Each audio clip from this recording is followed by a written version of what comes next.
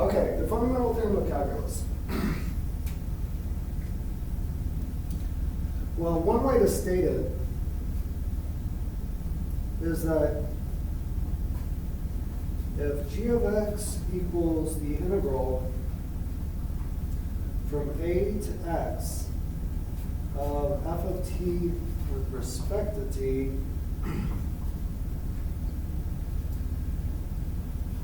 then g prime of x equals f of x.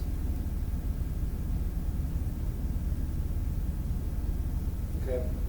Now I try to make it clear that that is a t, because when you do an integration, you need to do a change in variables.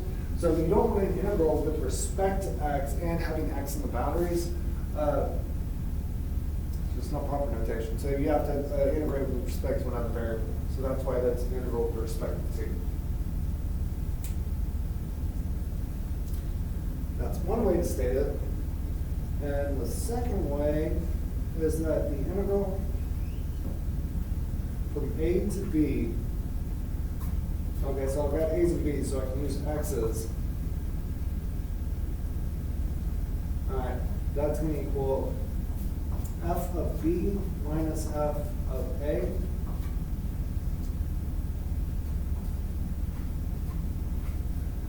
Where f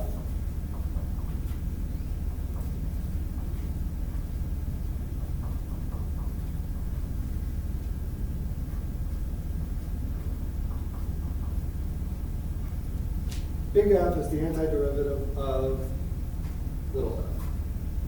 And my marker is completely dying.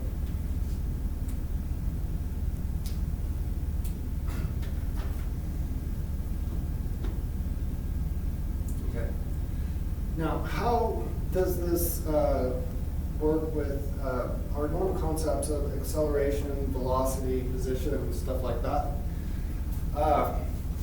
Let's look at one of the very classical concepts of this.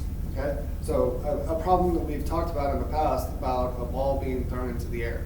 Okay, so what I was telling you before was that if you take position and take its derivative with respect to time, you end up getting velocity. So that's dv over dt. I mean, dp over dt. If you take the derivative of velocity with respect to time, you get its acceleration. If you take the derivative of acceleration, you end up getting jerk. So as rungs on the ladder, derivatives go down. But if you do integration and antiderivatives, they end up going upwards.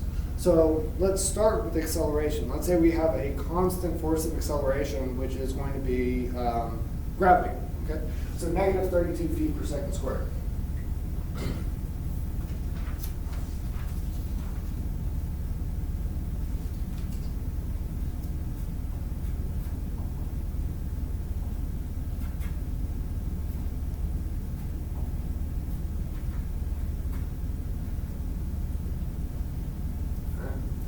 And so what we're going to do is we're going to do initial condition problem. So we're going to integrate our acceleration to get our velocity.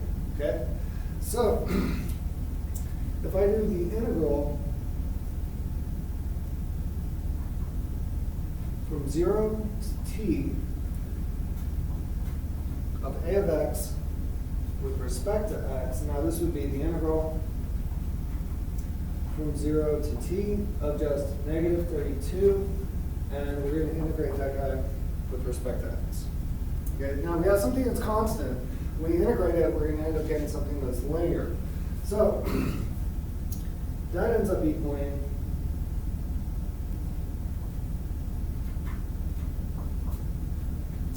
negative 32x evaluated at 0 and at t.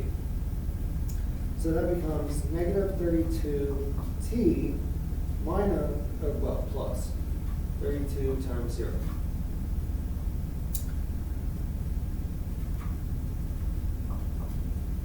So that just becomes negative 32t.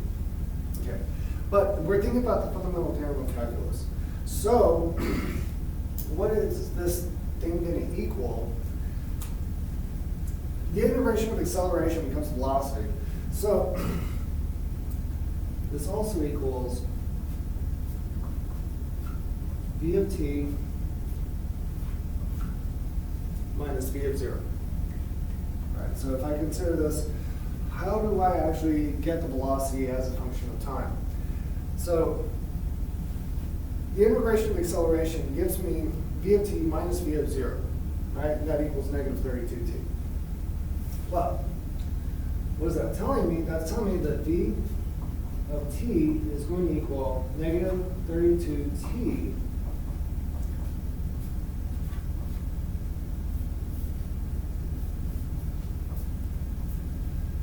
plus v of 0. That's going to be my initial velocity, right?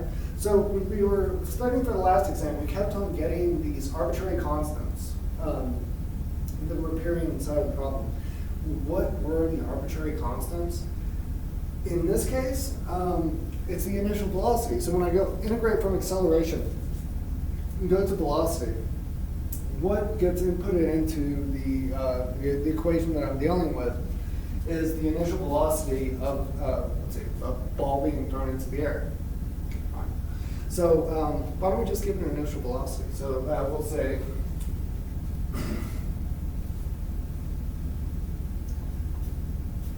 v of 0 equals, let's say I threw it up with an initial velocity of 45 feet per second.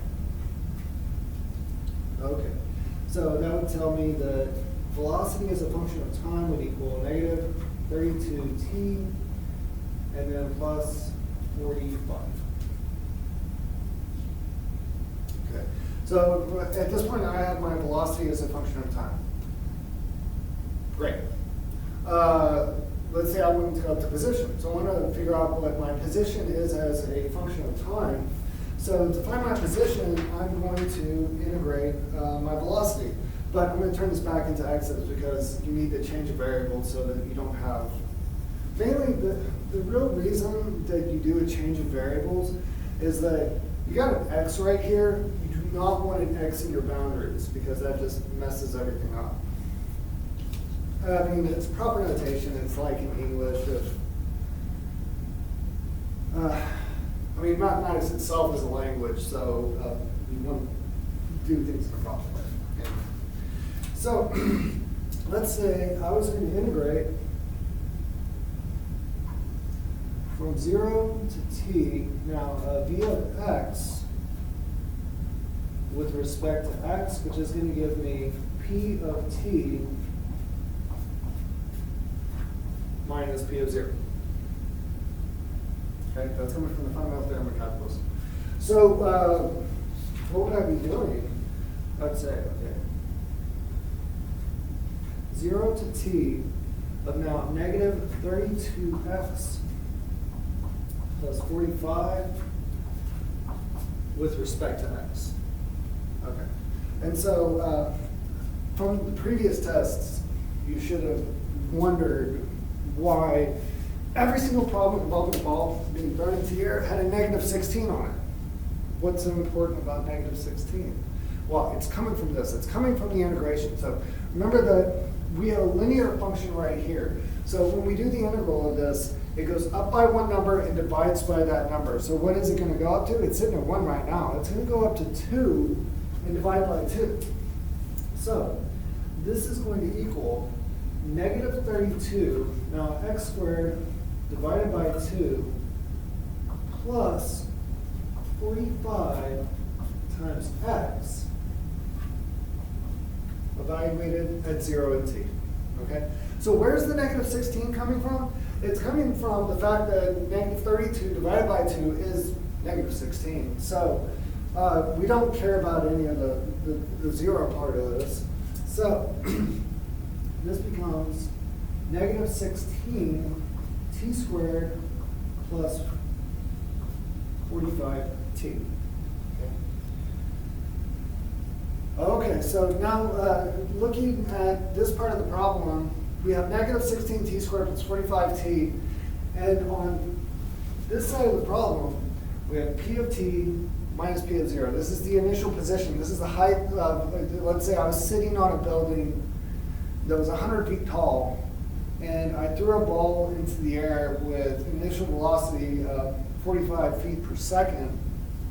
Well, what would that tell me? Let's say, let's let P of 0, all right, so we're just going to say I was 100 feet in the air when I threw this ball, and I want to describe the position of this ball as it falls. That would tell me that P of t would equal negative 16 t squared plus 45t plus 100. Okay? And so these are the rungs of the ladder going upwards, and every time that you integrate, it's inputting new information into the problem. So we started out with a constant that was our acceleration.